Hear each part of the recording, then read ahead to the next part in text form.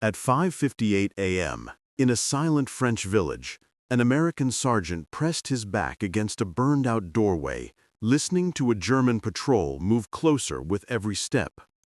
His platoon was scattered, 2 men wounded, 1 missing. No radio, no support, just the weight of 11 lives on his shoulders. In his hand, he gripped a crude device he'd built from scrap. Something command had banned, something no manual even mentioned. But rules don't matter when the enemy is 10 feet away and you're the only one still thinking clearly. In the next few seconds, he'd risk everything, or lose everyone. The U.S. Army manuals listed 16 official ways to stop light armored vehicles, none of which this sergeant had ever touched in the field. What he carried wasn't authorized, wasn't inspected, and definitely wasn't appreciated by battalion command. Twice they'd warned him with court-martial papers for creating his own improvised fixes. But rules feel meaningless when you've buried more friends in 3 weeks than you can remember, all because the so-called approved methods needed gear no unit ever actually received. He tightened the handmade device in his hands, the cold morning fog settling over the valley like a heavy, damp shroud. He could hear the enemy vehicle long before he saw it, the harsh, metallic grind of an SDK-FC engine forcing its way through the gears. The commander's hatch cracked open as he searched for the American positions everyone already knew were hidden somewhere in that fog. The improvised wire quivered between the sergeant's fingers. One chance, no second try. He steadied his breathing. Before the war, he'd been just a kid from Gary, Indiana, a steelworker's son who watched his father come home coated in furnace dust after 15-hour shifts, earning just enough to feed 6 children and keep the lights on. He'd always been the middle child, the one who preferred the rail yards over a classroom, wandering between freight lines after school while other kids played ball. Out there, he learned things no textbook taught: which cars hauled which loads, which couplers were prone to snapping, how a single weak link could cripple an entire train. By 17, he was apprenticing as a switchman, handling real machinery and real consequences. That job wired his mind to see systems, chains of cause and effect. How one overlooked pin could send 6 cars off the tracks and turn routine work into disaster. A worn cable could snap without warning, taking a brakeman's life in an instant. You learned to read the signs before disaster struck and to improvise solutions with nothing but wire, rope, and sheer ingenuity, because the company certainly wasn't buying new equipment. By January 1943, 3 months past his 19th birthday, he enlisted. The recruiter had promised structured training, steady pay, and a ticket to see the world. What Dalton actually received was 8 grueling weeks of basic training, a rifle he'd never fired, and a voyage across the Atlantic to the unforgiving deserts and hills of North Africa. By September 1943, when he finally set foot in Italy, Dalton had already learned the hard truth. The recruiter's promises were lies. The 34th Infantry Division pushed relentlessly up the Italian peninsula, grinding villages and ridges under the weight of constant combat. Every hamlet was a battlefield. Every ridge bristled with German machine guns. Every river crossing demanded a blood toll. Yet more Americans fell not to direct fire, but to the silent and deadly eyes of German reconnaissance. Scouts and armored cars that appeared out of nowhere, gathered intelligence, and vanished before anyone could respond. These were no ordinary vehicles, light armored cars and half-tracks that scoured American positions at dawn and dusk, ready to call in deadly artillery on any troop concentrations they discovered. The SDK-FC 222 was the Wehrmacht's favorite. 4-wheeled, open-topped, equipped with a 20mm autocannon and an MG-34 machine gun. Fast enough to vanish before retaliation, armored enough to shrug off rifle fire, yet light and nimble enough to navigate mountain paths that tigers and panthers couldn't dream of tackling. To Dalton and his men, these scouts were ghosts, relentless, unstoppable, and always one step ahead. They seemed to materialize out of thin air, tearing through positions with cannon fire and disappearing before anyone could even lift a rifle. Official American doctrine dictated anti-tank rifles, bazookas, or mines as the proper counter. The reality was far grimmer. There were none. The entire 34th Infantry Division had just 9 bazookas. Anti-tank rifles had long been retired. Mines were stockpiled for defensive lines, not daily patrols. For Dalton and his men, the rules meant nothing. The enemy's scouts moved like shadows, and survival depended on improvisation, courage, and a willingness to bend every rule in the book. Soldiers didn't just die from bullets, they fell because enemy scouts mapped their positions, called in artillery, and returned 12 hours later to claim the cost. Private First Class Eddie Kowalski was one of them. On February 18, 1944, an SDP FC-222 rolled past his foxhole at first light. Kowalski raised his M1 Garand, but the rounds bounced harmlessly off the armored car. The scout's MG-34 spoke next, and Kowalski took 3 fatal rounds in the chest. He was just 20, a machinist's son from Pittsburgh, who enlisted the same day as Dalton, and would never make it home. Sergeant Mike Brennan fell on February 23rd. Another dawn, another SDK FC-222 gliding silently through the mist. He hurled a grenade from 30 yards, missed. The autocannon answered instantly. Brennan had been Dalton's mentor, how to dig a proper fighting position, read the terrain, and even keep your boots dry in the endless Italian mud. He was 24, from Brooklyn, with 4 sisters waiting at home. His mother would receive the telegram on March 2nd. Then came Corporal Louis Vargas on March 4th. Same pattern. The enemy scouts, the 2-ton Tutus, were growing bolder, and Dalton's unit was bleeding with every sunrise. This time, the scout car tore straight through the company's position at dusk, its machine guns spitting fire. Corporal Luis Vargas ran for cover. From El Paso, he spoke better Spanish than English, and always shared his cigarettes, even when he had only 3 left.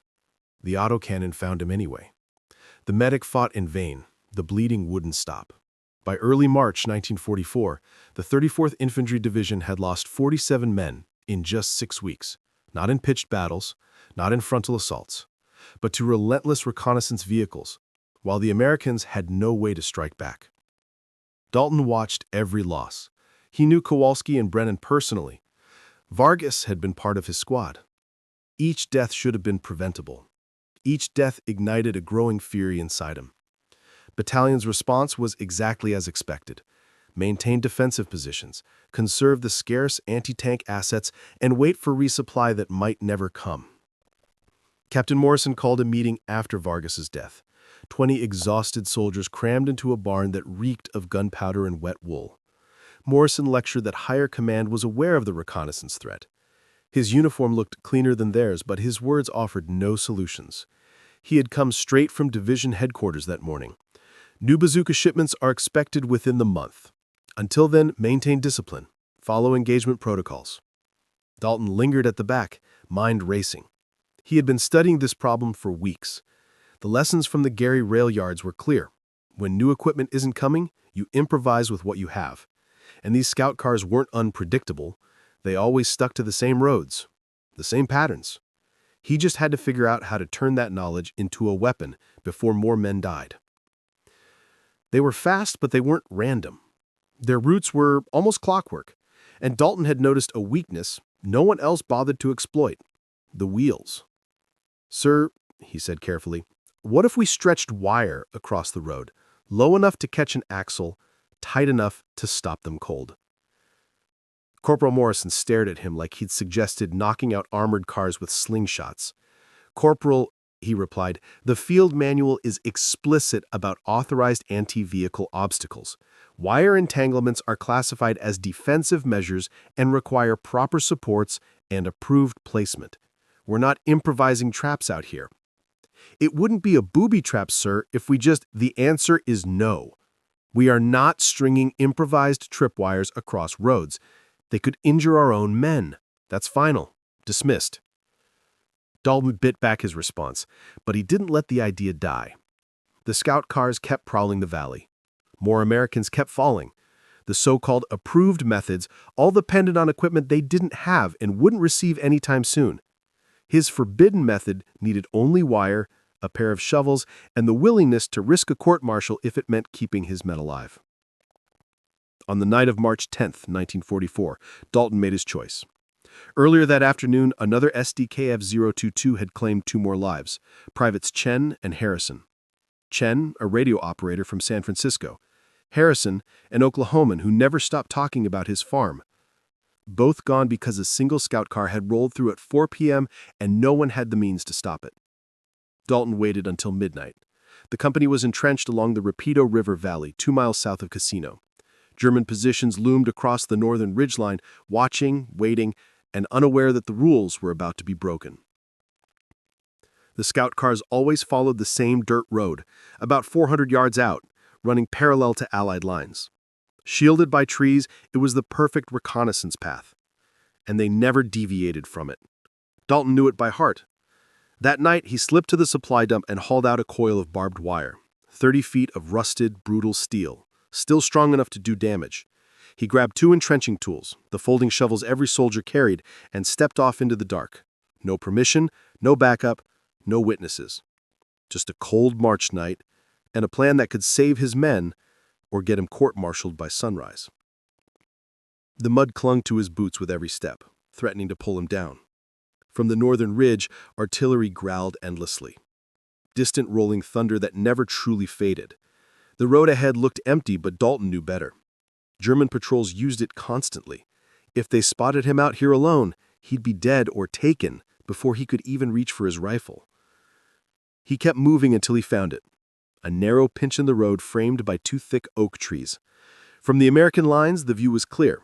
From the German side, visibility was nearly zero until you were right on top of it. Perfect. Dangerous, but perfect. Dalton planted the first entrenching tool into the muddy road bank on the left, angling it back towards the American lines. 6 inches sunk, but it wasn't enough. He hammered it deeper with a rock until 12 inches held firm. 18 feet across, he drove the second shovel, pacing to measure the distance precisely. Then came the wire. 30 feet of rusted barbed wire. He wrapped in 3 tight loops around the first shovel's handle. Mud and rust slicked his hands. The wire bit into his skin. Cold mixed with blood. Pain sharpened his focus. There was no turning back. Dalton stretched the wire across the road, setting it exactly 14 inches above the mud. Not ankle height, not waist, but axle height for a light-armored car. He had measured a destroyed SDKF-022 during a patrol 2 weeks prior. The front axle sat between 13 and 15 inches, depending on the load. The wire had to catch it at speed without snapping. Wrapping the other end around the second shovel, he made 3 tight loops again. Then, he tested the tension. The wire hummed under pressure. The shovels held firm. Too loose, it would break. Too tight, and it might fail catastrophically. If I did see something, hypothetically, Morrison asked, would it work again? Yes, Dalton replied. Can you teach me? That night, under cover of darkness, Dalton led Morrison back to the road. 2 more shovels, 30 feet of barbed wire, a new stretch 300 yards north. Same height, same tension, same careful burial.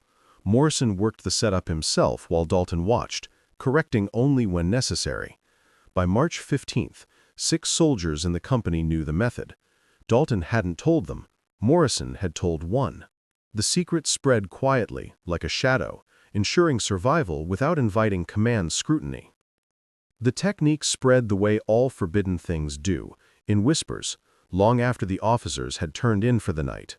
One soldier told another, and the quiet network that exists in every unit came alive. Private Jackson rigged a line along the road to San Pietro.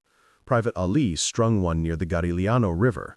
Corporal Williams set his across a narrow trail the Germans favored for night patrols. None of them had orders. None filed reports. They didn't ask, didn't explain. They simply acted. quiet defiance born from too many funerals and not enough weapons. On March 18th, the second SDKFZ-222 struck Jackson's wire. The result was identical. The car flipped, killing the commander and wounding the crew. Jackson had the foresight to remove the wire before any investigation could begin. 3 days later, on March 21st, the third car hit O'Malley's trap. It didn't flip entirely, but it crashed hard enough to render the vehicle inoperable. The crew abandoned it. By March 25th, German reconnaissance in the 34th Division sector had plummeted by 60%. What had started as one man's desperate gamble had become a quiet revolution in survival. The SDKFZ-222s were still out probing, but something had changed. They moved slower, took alternate routes, and showed a caution that hadn't existed before. Something had shifted, and they didn't know why. Lieutenant Klaus Richter of the 29th Panzer Grenadier Division noticed first. Commanding a reconnaissance platoon of 3 experienced SDKFZ-222 crews, had patrolled the casino sector since January. He knew the roads, he knew the American positions, and over the past 2 weeks, 3 of his scout cars had been destroyed under circumstances that defied explanation. Something, or someone, was altering the battlefield. On March 27th, Richter personally examined the wreckage of the latest loss. SDKFZ-222, number 237, had flipped on the road to Cervaro. Commander dead, gunner wounded. The driver swore the vehicle had come to a sudden stop at speed. Richter crawled under the twisted metal. The front axle was bent but intact. No blast damage, no explosive residue, yet there were subtle marks on the wheel housing, scrapes, that suggested something thin, something strong, had snagged the axle at high velocity. Nothing about this wreck made sense. Someone had found a way to bend the rules of war itself. Under the wreckage, Richter spotted a fragment of wire embedded in the wheel well, rusted barbed wire. Whether German or American standard issue was impossible to tell, but its placement was deliberate, strung across the road at exactly the right height to catch a scout car's front axle. On March 29th, Richter submitted his findings to Division Intelligence. The report was skeptical. Barbed wire, they argued, couldn't stop a light armored car. Its weight and momentum were too great. Yet Richter persisted, insisting the marks told a story that defied conventional wisdom and hinted at a cunning, unseen hand on the battlefield. 3 scout cars destroyed, all in the same inexplicable pattern until someone considered the possibility of wire. German intelligence questioned captured American soldiers. None had knowledge of tripwires. Field interrogations of the fallen yielded no documentation, no reference in manuals, no training on such tactics. Yet the incidents kept occurring. By early April, German reconnaissance units around Casino were operating under new orders. Every road had to be scanned for hidden wire obstacles before advancing. A simple, improvised tactic had forced a sophisticated army to rethink its approach, and none of the Americans involved had ever been authorized to act. Scout cars now crept along at half speed. Commanders dismounted to inspect every suspicious stretch of terrain. This cautious approach cut their reconnaissance effectiveness by 40%. The Americans didn't understand why the Germans had suddenly become so careful, but they noticed the patrols were less frequent, less aggressive. Artillery strikes called in by reconnaissance dropped by half. Casualties from scout car attacks effectively stopped. And yet, officially, no one knew about the tripwires. Captain Morrison pieced it together on April 3, 1944, realizing the quiet revolution that had begun with Dalton's midnight gamble. Captain Morrison was inspecting the company's defensive positions when he stumbled upon Private Williams rigging a wire across a logging road. The setup was identical to Dalton's. 2 shovels, barbed wire at axle height. Williams froze under the captain's gaze. Morrison studied the wire, then tested the tension himself. "Where did you learn this?" Williams said nothing. "That's an order, Private." "Corporal Dalton, sir," came the quiet reply. Morrison was silent for a long, measured moment, absorbing the revelation. The method was spreading, unauthorized, lethal, and brilliantly effective. In the distance, artillery rumbled, a constant reminder that the war had not paused. Soldiers were still dying. Yet here was a method that worked, a simple, improvised tactic requiring no special equipment, something any soldier could build, and it was saving lives. "Show me 2 more setups before dark," Morrison ordered, scanning the terrain. "I want to see placement options for different conditions." Williams blinked, startled. "Sir, that's an order, Private." By April 10th, Morrison had documented 17 wire installations across the company's sector. He interviewed every soldier who had set one, recorded the results meticulously, and calculated the success rate. 87% of enemy scout cars that struck the wires were disabled, flipped, or rendered immobile. 0 friendly casualties, 0 cost beyond issued shovels and barbed wire. 0 friendly casualties. Total material cost, 30 feet of barbed wire and 2 standard-issue shovels. Equipment so ordinary, it passed through the supply chain unnoticed. Morrison compiled everything into a 3-page report. Technical specifications, recommended placement zones, measured tension values, success percentages, even projected tactical impact.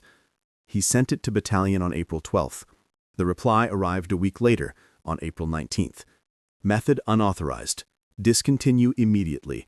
Violates field manual obstacle employment regulations and fails engineering safety standards. Morrison read the message twice, the words cold and bureaucratic against the reality he'd seen in the field. Then, he closed the folder and let it slide into the stack of ignored paperwork. He wasn't going to pull the wires down. Nobody was. And as the days passed, the results spoke louder than any regulation. The tripwires stayed in place. The casualty numbers kept falling. And officially, nothing was happening. But the battlefield told a different story.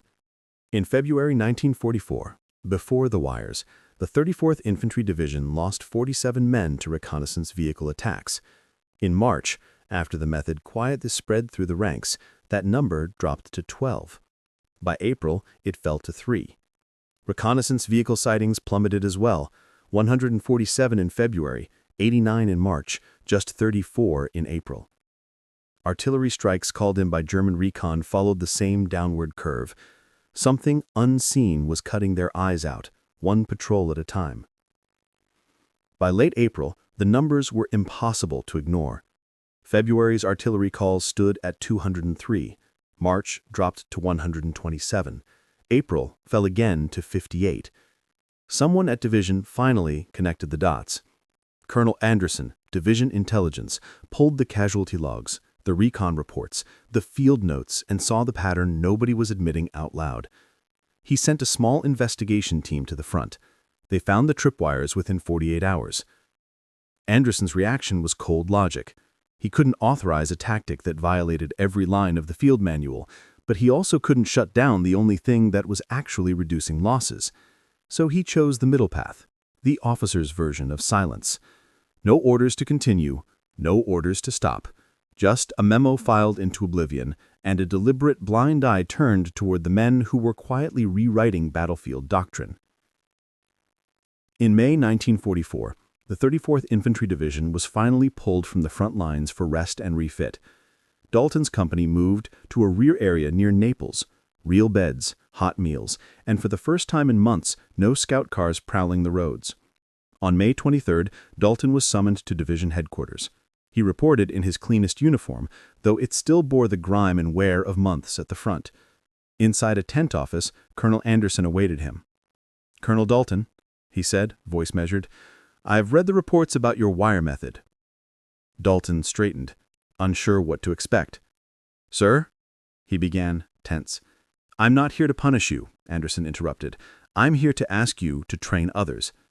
Dalton blinked. He hadn't expected that. Anderson laid it out plainly. The 36th Infantry Division was rotating in to take over the 34th Sector, and they needed a way to counter German reconnaissance immediately. The anti-tank school took 3 weeks and required equipment nobody had, not out here, not in this war. Dalton's method took a single night, and whatever rusted barbed wire happened to be lying in a supply dump. "I can't make it official," Anderson said, folding his hands on the desk, "but I can assign you to a training detail." He leaned forward. "You teach the technique to scout units, sniper teams, anyone operating forward of the line. In the paperwork, we'll call it improvised obstacle placement." A small, tired smile crossed the colonel's face. Nobody needs to know exactly what that means. Dalton spent the first 2 weeks of June 1944 doing something no one in the Army had ever trained him to do: teach a battlefield secret. 60 soldiers rotated through his improvised course. Scouts, snipers, engineers, every man who operated close enough to the front to see the skin of a 222 through the morning haze. They arrived skeptical. Barbed wire didn't stop armor, that was gospel. But Dalton showed them the photographs. He gave them the numbers. Flipped scout cars, captured crews, casualty charts that dropped like a cliff the moment the wires appeared. Skepticism turned to focus, and focus turned to precision. Placement, angle, tension, concealment, recovery, every inch mattered, and Dalton drilled it until they could do it blind in the dark.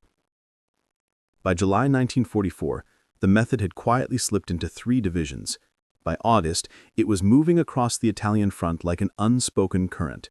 No paperwork, no doctrine, just a whispered technique surviving the chain of command by flowing around it, soldier to soldier, night to night, road to road.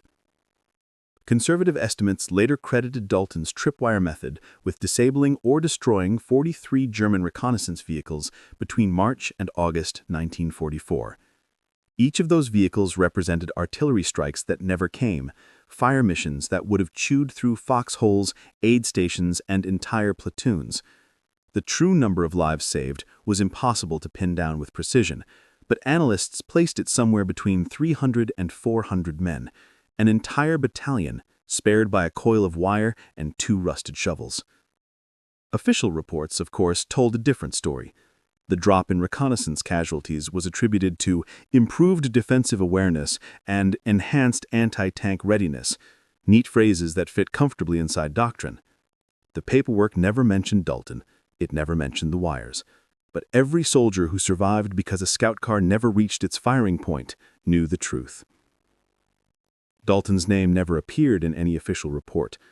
His innovation, the tripwire method that had quietly rewritten survival on the front, earned him no commendations. The Army preferred it that way. Admitting that a single corporal had solved a problem that had stumped engineers and officers alike was, apparently, bad for morale. James Dalton survived the war. He was discharged in November 1945 with the rank of sergeant and the combat infantryman badge pinned to his chest.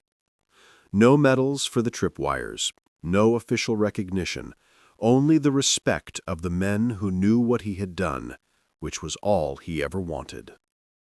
He returned to Gary, Indiana.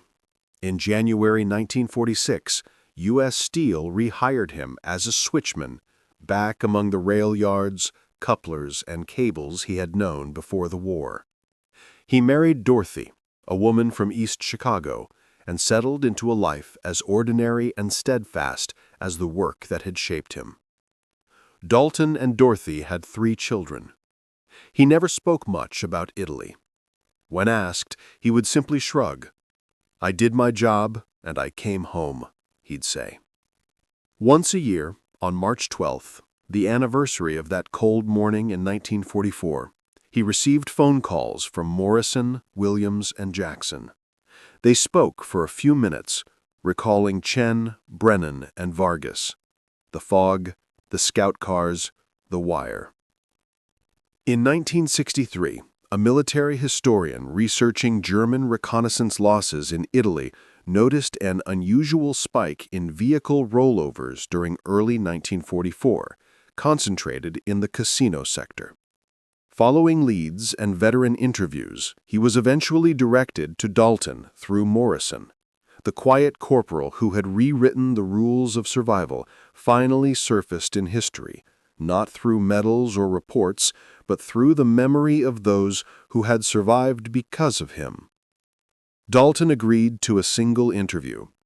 He explained the method in detail, providing dates, measurements, and tactical insights, but with one condition: his name must not appear. The historian honored his request.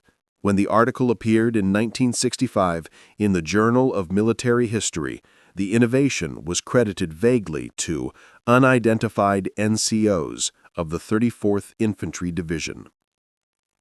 James Dalton passed away in 1987 at the age of 63, a heart attack in his living room. His obituary in the Gary Post-Tribune noted only his service in World War II and 41 years at U.S. Steel. No mention of tripwires, flipped scout cars, or the hundreds of lives quietly saved by the man who had rewritten battlefield survival with little more than rusted shovels and barbed wire. Dorothy always knew he had done something significant in Italy, but she never knew the full story. The method outlived the man. Post-war analysis by Army engineers confirmed its effectiveness. By 1949, wire obstacles set at axle height were officially incorporated into doctrine as a sanctioned method for disabling light reconnaissance vehicles. The training manuals credited field observations from the Italian campaign, quietly preserving the innovation Dalton had pioneered. Today, modern militaries continue to teach variations of the technique. Wire-based vehicle traps remain a key principle in IED countermeasures.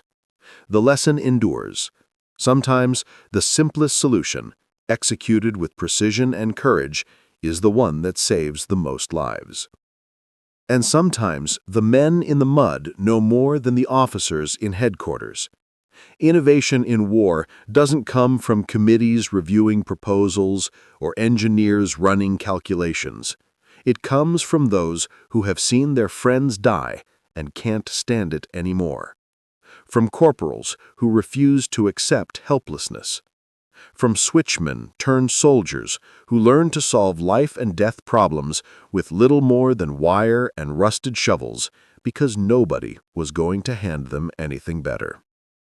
It is in those moments, in the quiet ingenuity of the frontline soldier, that the rules of survival are rewritten and lives are quietly saved. Through men who risked punishment to save lives and never sought recognition, a simple wire became a tool that saved hundreds. The method is still taught, still used, but the man who invented it returned to the rail yards, keeping his story to himself. Sometimes that is exactly how it should be. If you found this story compelling, please like this video. Subscribe to stay connected with untold histories from the battlefield and beyond. Share a comment telling us where you're watching from. Thank you for helping preserve these stories and for honoring the courage that often history forgets.